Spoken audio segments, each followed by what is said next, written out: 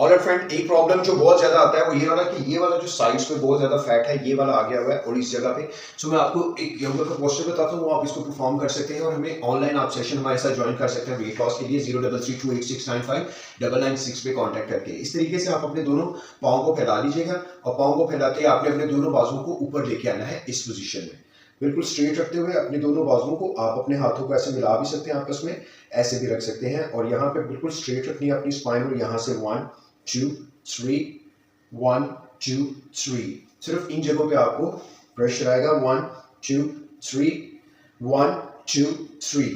इस तरीके से आप इसके 20/4 सेट कीजिए या 20/5 यानी 5 सेट्स कीजिए 20-20 टाइम करके, तो आप देखिएगा कि आपके साइड्स में बहुत ज़्यादा दिनों में आपको फर्क महसूस होना शुरू हो जाएगा। ये सारी साइड आपकी आहिस्ता आहिस्ता टोन और शेप में आना शुरू हो जाएगी। Thank you very much for watching the video. इस तरह की और बहुत ज़्यादा वीडियोज़ को देखने के लिए हमें फॉलो कीजिए या फिर हमारे साथ ऑनलाइन सेशन भी ज्वाइन